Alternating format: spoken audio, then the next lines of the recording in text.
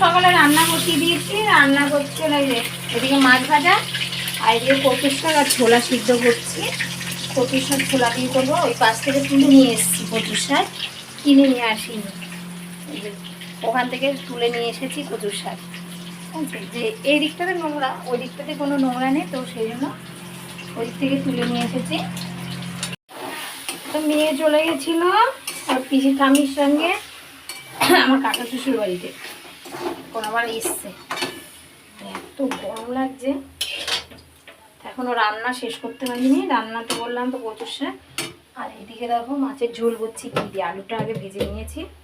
আর এই মশলা করেছি কি কি জানো, এই যে আদা, কাঁচা লঙ্কা, টমেটো, চারমগজ, পোস্ত, কাজু। এভাবে মাছের তরকারিগুলো আমার বেশ ভালো লাগে, কিন্তু আমাদের বাড়িতে পছন্দ করে না। কিছু কিছু সময়তে নিজের পছন্দ মতন রান্না করতে হয়, তো সেই জন্য নিজের পছন্দ মতন আজকে রান্না করবো। আমার তো ভালো লাগে, ঠিক আছে, যে শ্বশুরবাড়ি আছি সবসময় তো ওনাদেরই পছন্দ মতো রান্না করি, তাই না? তা আজকে আমি আমার মতন করে রান্না করবো, যেটা আমার পছন্দ। সে কেউ কিছু বললে সেটা শুনে নিতে হবে। চলো রান্নাটা করে নিই। এখানে খেলা করছিস, একটু টিফিনটাও আনলি না। আমি কোনো কাজে পাই না, তুমি আমাকে কোনো কাজে পাও না। টেকুমাতা তো রান্নাবান্না হয়ে গেছে, রান্না টান্না করে রেখে এসেছি, আর এখন যাচ্ছে টিফিন আনতে। এই দেখো আমাদের টিফিনগুলো এখানে রেখে দেয়, এই কটা নেওয়া হয়নি, আর এই যে গেটে তালা দেয়া।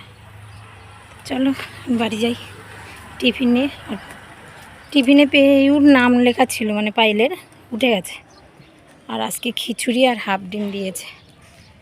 চলো, আর আজকে ভীষণ গরম, ভীষণ গরম, আর এই কদিন তো আমার হাওয়া ছিল, এত ঘাম হচ্ছিল না, আজকে খুবই ঘাম হচ্ছে।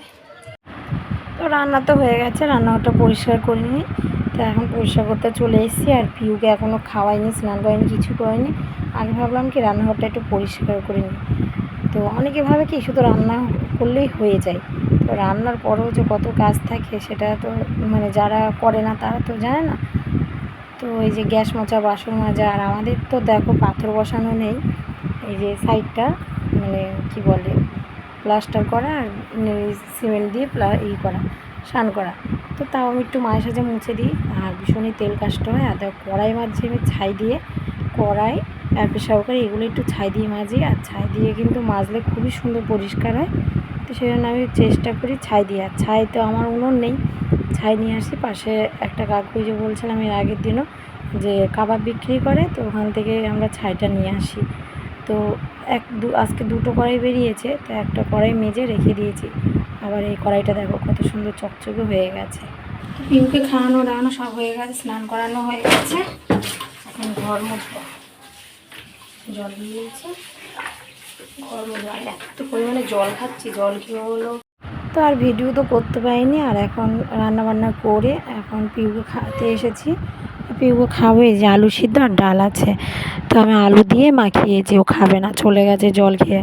আর ছেলে ওই খাটে খাচ্ছে, আর সবাই বাড়িতে চলে এসছে।